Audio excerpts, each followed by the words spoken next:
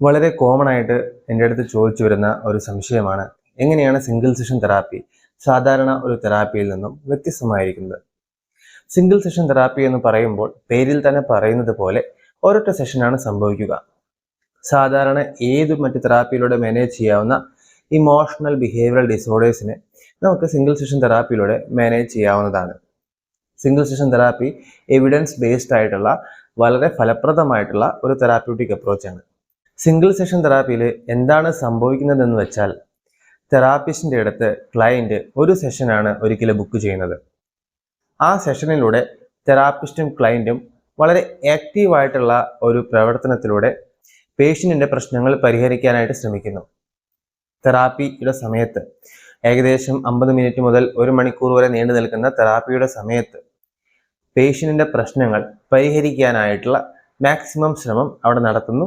പേഷ്യൻറ്റിൻ്റെ പ്രശ്നത്തിനായിട്ടുള്ള പരിഹാരങ്ങൾ കണ്ടെത്തുന്നു. ഈ പരിഹാരങ്ങൾ സെഷനിൽ വെച്ച് തന്നെ ട്രയൽ ചെയ്ത് നോക്കുകയും അതിനുശേഷം അത് പേഷ്യൻ്റ് തൻ്റെ ജീവിതത്തിലെ വ്യത്യസ്ത സാഹചര്യങ്ങളിൽ പ്രാവർത്തികമാക്കാൻ ശ്രമിക്കുകയും ചെയ്യുന്ന രീതിയാണ് ഈ തെറാപ്പിയിലൂടെ സംഭവിക്കുന്നത്. തെറാപ്പിയിലൂടെ പഠിച്ച കാര്യങ്ങൾ തെറാപ്പിക്ക് ശേഷം പേഷ്യൻ്റ് പ്രാവർത്തികമാക്കാൻ ശ്രമിക്കും. എന്നിട്ട് പേഷ്യൻറ്റിന് വീണ്ടും സഹായം ആവശ്യമാണെങ്കിൽ മാത്രം വീണ്ടും ഒരു സെഷന് അലോ ചെയ്യുന്നു.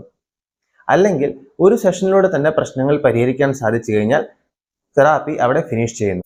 ഇത്തരത്തിലുള്ളൊരു തെറാപ്പിയുടെ പ്രാധാന്യം എന്തെന്ന് വെച്ചാൽ, ഈ കാലഘട്ടത്തിൽ വളരെ വേഗത്തിൽ സഞ്ചരിക്കുന്ന ഈ കാലഘട്ടത്തിൽ പലപ്പോഴും പലർക്കും തെറാപ്പിയിലേക്ക് ഓടിയെത്താൻ പറ്റാത്ത അവസ്ഥ ഉണ്ടായിരിക്കും. തെറാപ്പിസ്റ്റിൻ്റെ അടുത്തേക്ക് എത്തിച്ചേരാൻ വളരെയധികം ദൂരം യാത്ര ചെയ്യേണ്ട അവസ്ഥ, അതുപോലെ തന്നെ തെറാപ്പിസ്റ്റിൻ്റെ സ്ലോട്ടുകൾ എളുപ്പം ലഭ്യമാകാത്ത അവസ്ഥ, വളരെ വെയിറ്റിംഗ് ടൈം ഉണ്ടായിരിക്കുക ഓരോ സ്ലോട്ടും കിട്ടാനായിട്ട്.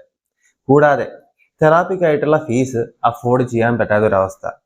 സ്റ്റുഡൻസിനും അതുപോലെ തന്നെ ലോവർ സോഷ്യോ എക്കണോമിക് സ്റ്റാറ്റസിലുള്ളവർക്കും പലപ്പോഴും തെറാപ്പി എന്ന് പറയുന്നത് അപ്രാപ്യമായിട്ടുള്ള കാര്യമായി തന്നെയാണ് ഇപ്പോഴും നിലനിൽക്കുന്നത്. അങ്ങനെയുള്ളവർക്ക് ഒരു പക്ഷേ 10-12 സെഷനൊക്കെ അറ്റൻഡ് ചെയ്യുക എന്ന് പറയുന്നത് ഒരു ഡിഫിക്കൽട്ട് ആയിട്ടുള്ള കാര്യമായിരിക്കും.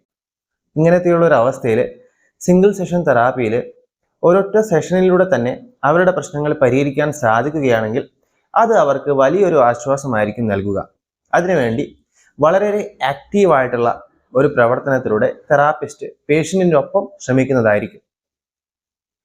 തെറാപ്പിയുടെ ശേഷം തെറാപ്പി കഴിയുന്നതിനോടൊപ്പം തെറാപ്പിസ്റ്റ് പഠിപ്പിച്ച കാര്യങ്ങൾ പേഷ്യൻ്റ് എത്രത്തോളം മനസ്സിലാക്കിയെന്നും അത് ട്രയൽ ചെയ്ത് നോക്കാനും ഒരു സാഹചര്യം ഉണ്ടായിരിക്കും.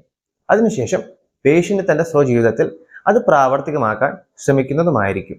സാധാരണയായി ഇമോഷണൽ ബിഹേവിയറൽ ഡിസോർഡറുകൾക്ക് എല്ലാത്തിനും തന്നെ ഈ തെറാപ്യൂട്ടിക് അപ്രോച്ച് ഫലവത്തായിട്ടാണ് കണ്ടിട്ടുള്ളത്.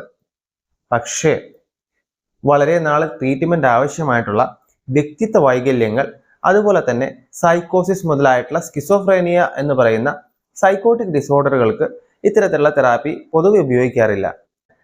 കാരണം എന്തെന്ന് വെച്ചാൽ, ഇത്തരത്തിലുള്ള പ്രശ്നങ്ങൾക്ക് കുറച്ചുനാൾ നീണ്ടു നിൽക്കുന്ന തരത്തിലുള്ള തെറാപ്യൂട്ടിക് അപ്രോച്ചാണ് ആവശ്യമായിട്ടുള്ളത്. സോ നിങ്ങളുടെ തെറാപ്പിസ്റ്റിനെ സമീപിക്കുക, നിങ്ങളുടെ പ്രശ്നം ഡിസ്കസ് ചെയ്യുക, അതിനുശേഷം തെറാപ്പിസ്റ്റ് നിങ്ങളുടെ ഒപ്പം ഡിസ്കസ് ചെയ്ത് നിങ്ങൾക്ക് ഏത് തരത്തിലുള്ള തെറാപ്യൂട്ടിക് അപ്രോച്ചാണ് ഏറ്റവും അപ്രോപ്രിയേറ്റ് ആയിട്ടുള്ളതെന്ന് മനസ്സിലാക്കാൻ ശ്രമിക്കുന്നതായിരിക്കും.